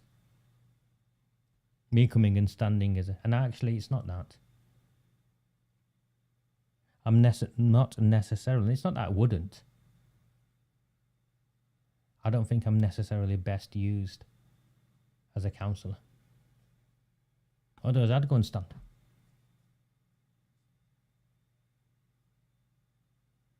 and not getting in any of the cartel areas. In fact, probably what would happen to me in one of the cartel areas is what happened to Salman Rushdie. And I'm not exaggerating. Because I'm a threat to their very existence.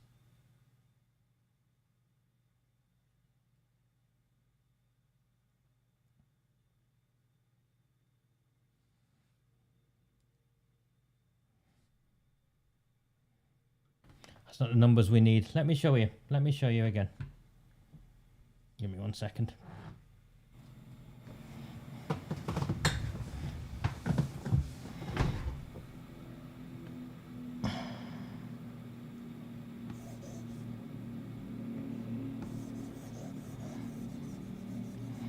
Like a whiteboard, and my digital whiteboard.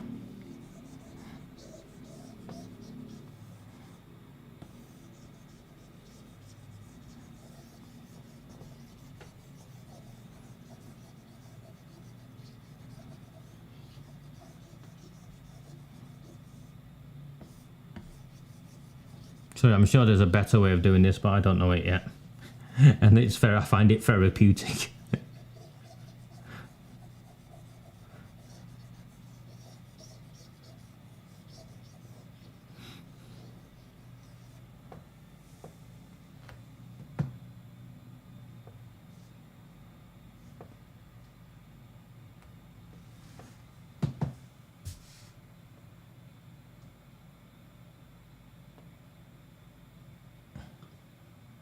I'm not really worried about that, mate.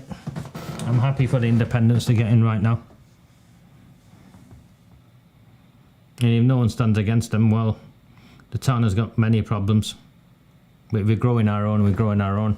And it takes time.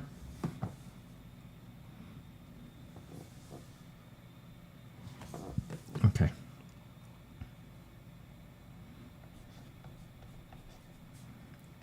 FIP. Take 6 seats. They've got 5. You can have the 6.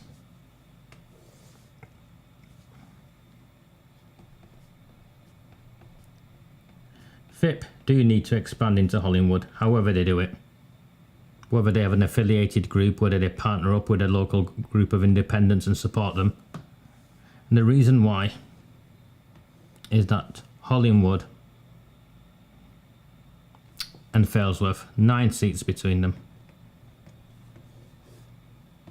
It becomes a township. And they get their independence. And I'll explain what the independence is. That's what I mean by a charter. They'll get their independence.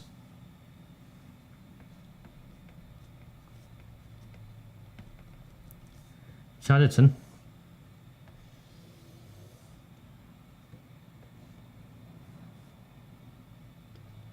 Central. South, and a new North Ward, different from the existing one. You've got 9 seats. That becomes its own township.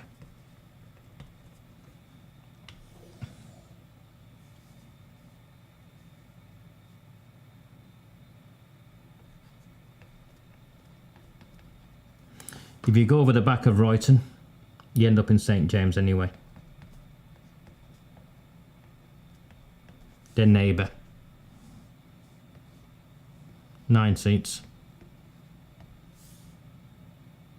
And it might be 2 parties, but you need a Royton Independence Party.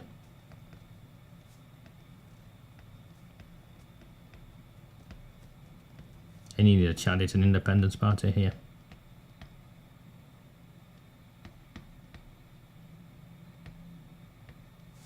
Royton Independence Party.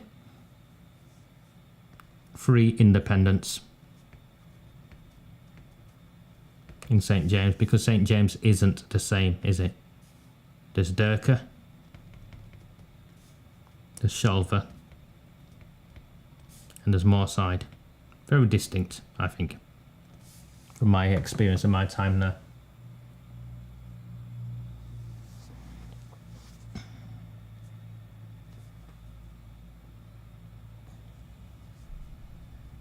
And that becomes a township.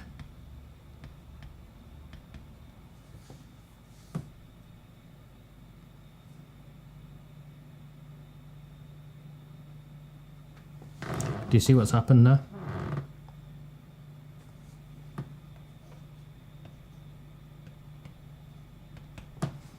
Essentially 3 independent parties end up with 27 seats. They're all takeable. They're all completely takeable. You need 30 to win.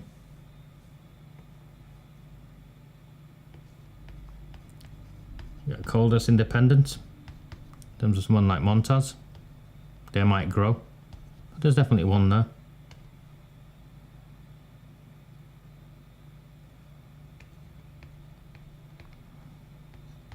Markins plays it right.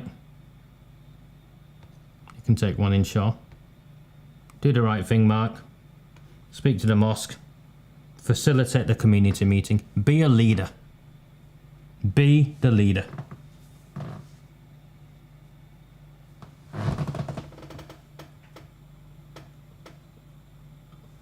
Be the leader.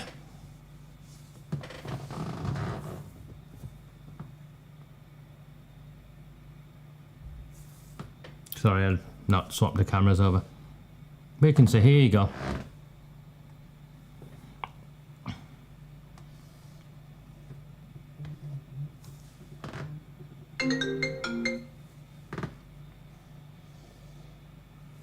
Phipp and Hollingwood. 9 seats there. Formed their own township. Chaddison have 9 seats. Central, South, they have 9 seats anywhere. Township of their own. Royton has 6 seats. Royton North and Royton South. St James has 3 seats. Combine them together. They're geographically next to each other anyway. That's your township. And what you give each of these townships, and this is where you create a mandate and you build. There's more townships, by the way. Because Oldham isn't one town, it never was one town. There's a series of towns. The other townships are Shaw and Crompton, clearly.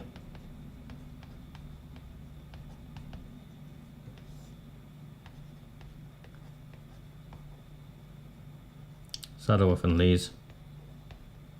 And Oldham. The inner wards of Oldham.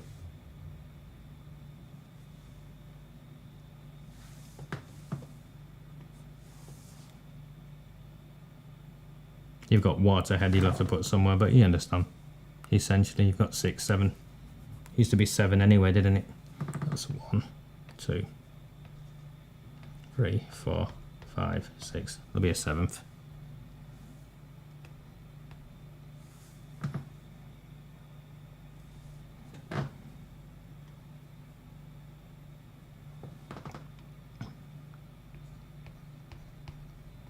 Paul Shilton stands and he does it properly.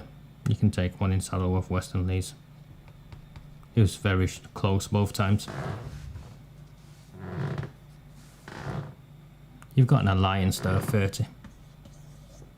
And they can take control of the council. And they can take control of the council in May.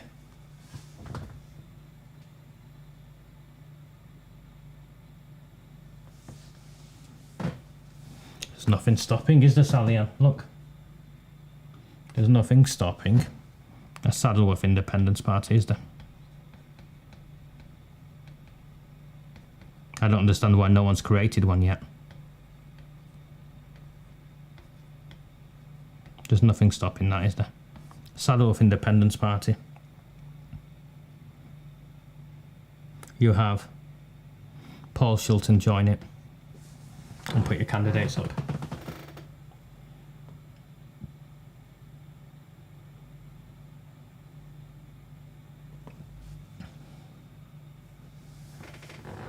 But you need a mandate.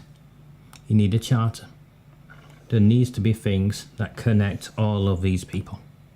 There needs to be things that connect all of you. Let me show you what there is.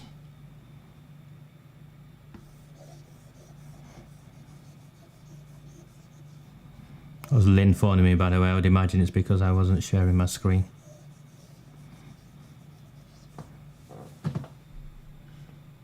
If you're finding value, please do press like. Consider buying me a coffee whilst I delete this stuff and bring up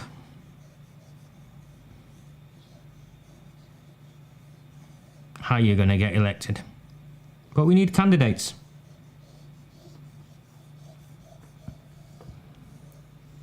If 30 good people come forward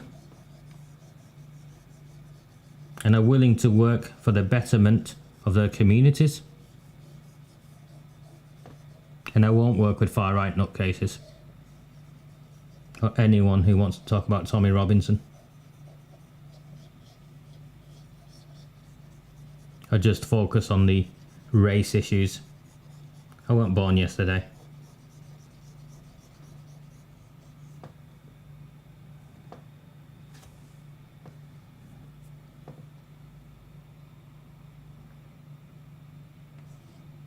You correct the Oldham Charter.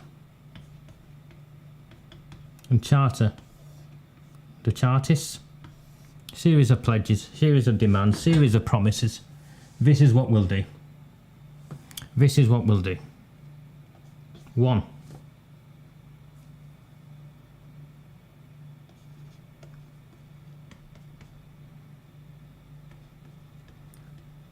We'll commission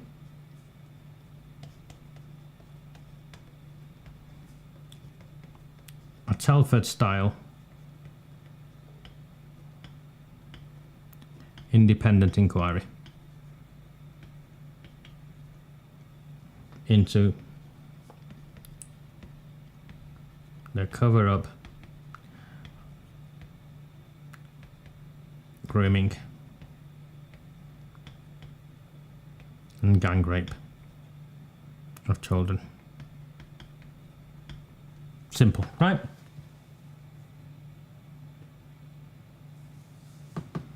Two.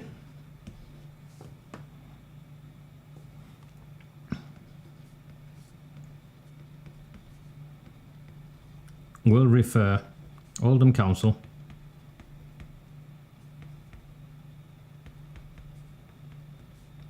to the government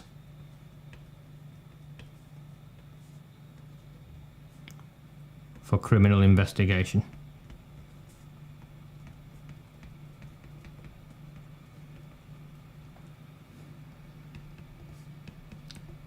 Similar to Liverpool. The council is corrupt. I don't think there's any ambiguity. The council is corrupt. The bent from council officers. As part of this, suspend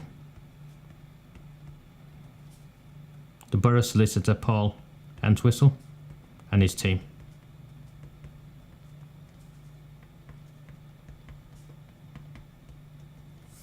And also Elizabeth Drogan, who is the Constitutional Services woman who's responsible for those letters. Suspend them for gross misconduct. Get the government called in to investigate the council. 20 years, 30 years.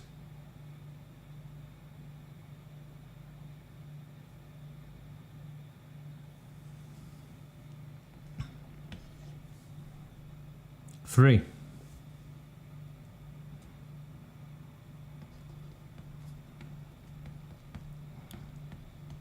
We will leave the Greater Manchester Combined Authority. The reason we'll leave that is we're paying Andy Burnham millions of pounds. For what?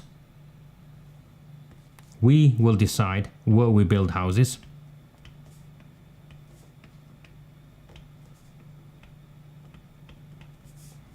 We will decide on the clean air zone in our town, if we're going to have one.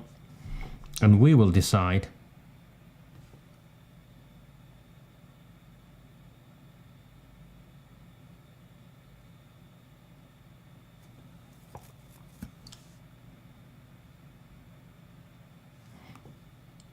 on matters such as where we put our police officers.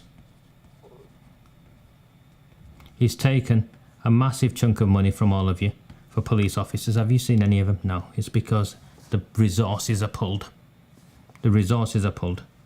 I've got a spider. I had a spider. We'll leave the combined authority. So we make our decisions that affect our town and our townships. 4. We'll create townships. We'll give independence to areas.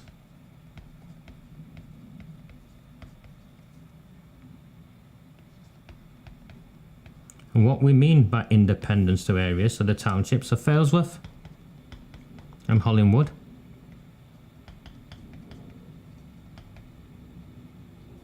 Royton, St James, Shaw and Crompton, etc, etc. Yeah. Each has a mayor. Each has a chief executive. And each has a percentage of their council tax income.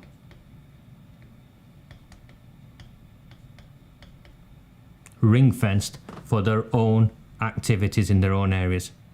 If it was me, it'd be somewhere between 33% to 66%.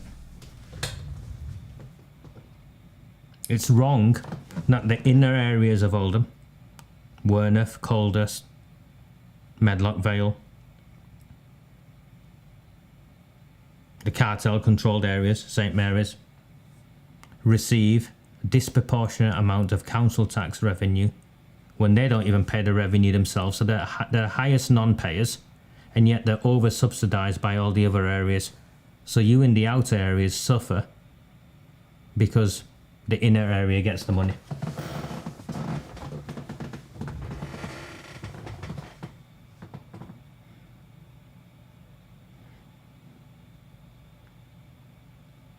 And that's it. You can pad it out a bit more. But essentially that's it. Just 4. But, you know, my friends tell me, who know this sort of stuff, tell me, Roger, you can't have 4, you've got to have 5. 3 or 5 it is, I'm told.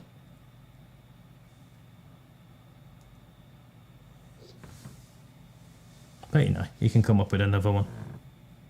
That makes a difference. So essentially, if you create your own townships, I went to visit my nephew earlier. He gave me some food. He'd cooked me some food.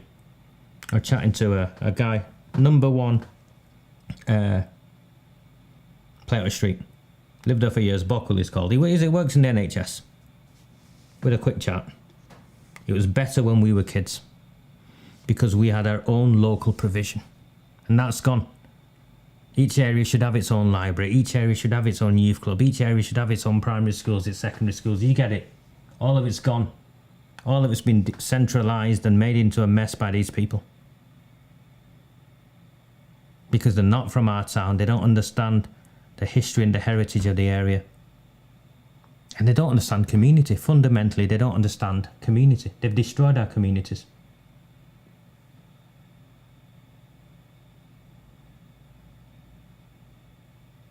Yeah, certain things are better shared across the board, like having our bins collected and stuff like that. But come on. You live in Brighton and you get the majority of the money that you pay in council tax is actually spent in Brighton. Does that not appeal to you? You live in Shaw and Crompton? Oh, yes, one.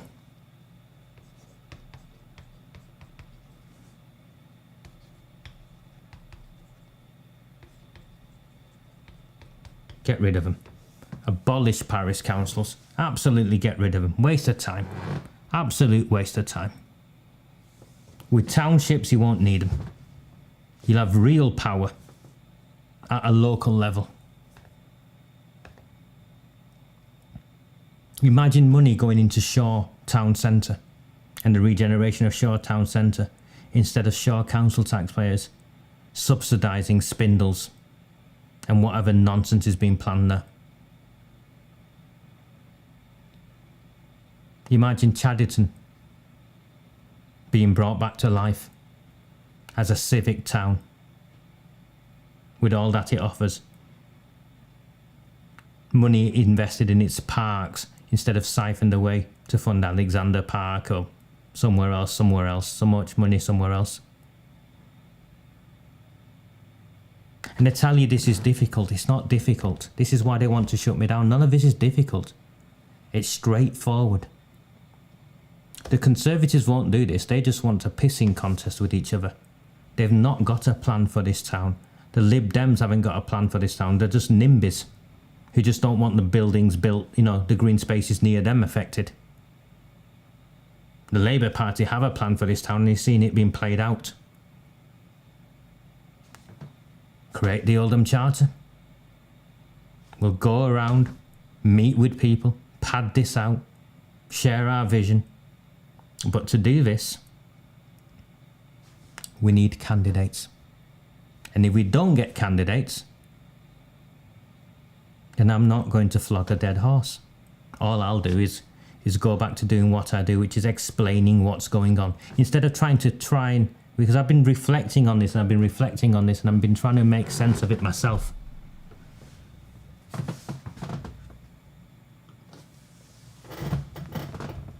It's easy to critique.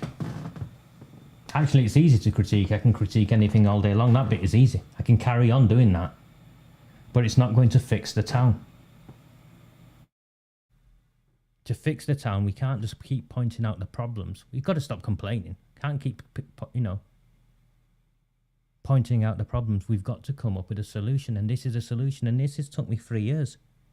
It's took me 3 years of listening and talking to you and listening and looking around. But the town needs a people's charter. A mandate to change the town.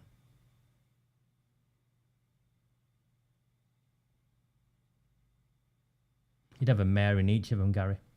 So each of the townships would have their own mayors. Each of the townships would have their own mayors.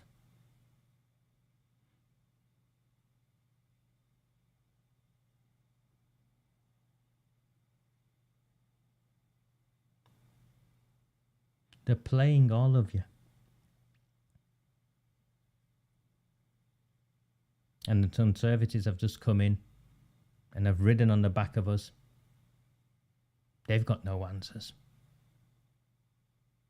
They just want to be in charge of the same mess. That's what they all want to do. They just want to be in charge of the same mess so they can carve out a piece of the pie for themselves. I'm not here for that. If you want to help fix this town, this is the charter. This is how we go about it. Come forward. And every one of you who thinks you're not good enough to be candidates, have you seen the state of the councillors we've currently got? Have you seen the state of the councillors we've currently got? Look at the Bashforths. I hear the plans for the Conservatives in Royton North are for Dave Arnott's wife to stand. In St James's, Beth Sharp turned up with her mother at the AGM.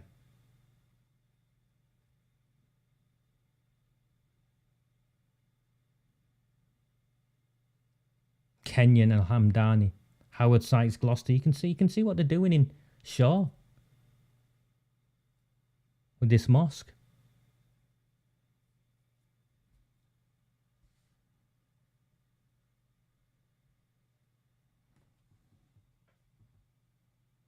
Come forward.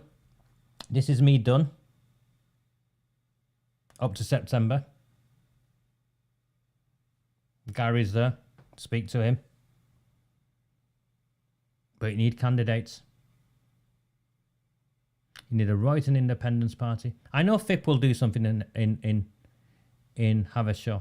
Not in Haversham, sorry, in Hollingwood as they expand or support.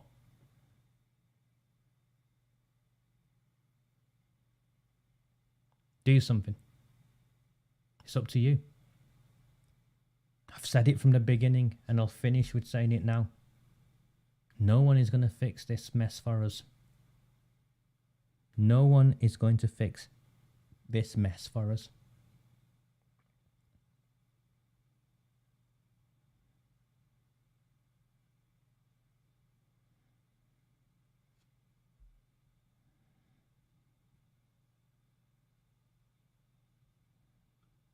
You don't understand what a mayor of a township would be, mate.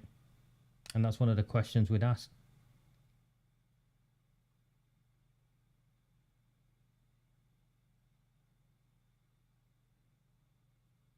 You've seen the ceremonial ones, they don't work. I've seen mayors in cities in Eastern Europe or in the main. They get things done. In our country, sadly at a local level, democracy is just a facade. It's fake. It doesn't exist. At a local level, democracy doesn't exist.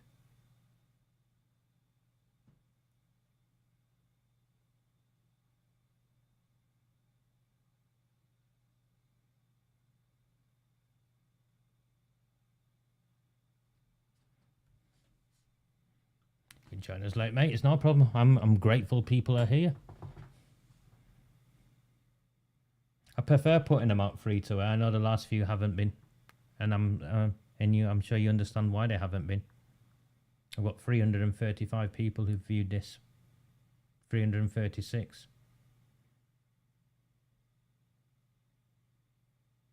We can win this. We just need candidates, decent candidates, and that's it. I'm done. It's been 2 hours. I am in court on Wednesday. I believe the charges are trumped up. I'm sure you understand why I believe the charges are trumped up, and I'm sure you understand why I'm in the predicament I am in. It's not for my benefit. I've not done any of this for my benefit.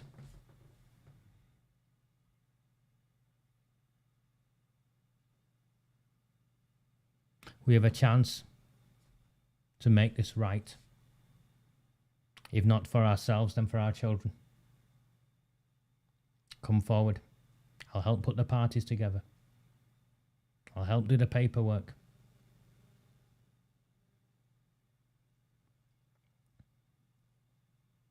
But we need decent people. And before I finish, markings. Be the leader that Shaw needs. Don't get involved in this racism bollocks or this backhanded, backslide racist shit. And sorry, I swear. I'm not here pretending to be someone I'm not or something I'm not. Go and find the people who are building the mosque or who bought that site and hold a public meeting and be the leader and take them on a journey and take the people of your town on a journey. And perhaps be the first town in Oldham or in the borough of Oldham of where we see a mosque serving the immediate and wider community in a way it hasn't been done anywhere else. For those of you joining me on Wednesday, I'm grateful. I'm grateful for the offer of the lifts, but I'm going to go on my own in the morning. I've got a lot of thinking to do. If they get their way, I'm 50 this year, or 50 next year. My next birthday is 50. If they get their way, they will have me as a criminal. And the reason for that is because I refuse to look the other way. I refused to ignore the grooming and gang rape of my town's children. And I refused to join in condemning all of you as racists. Very good night. Do not fear them. Do not fear any of them.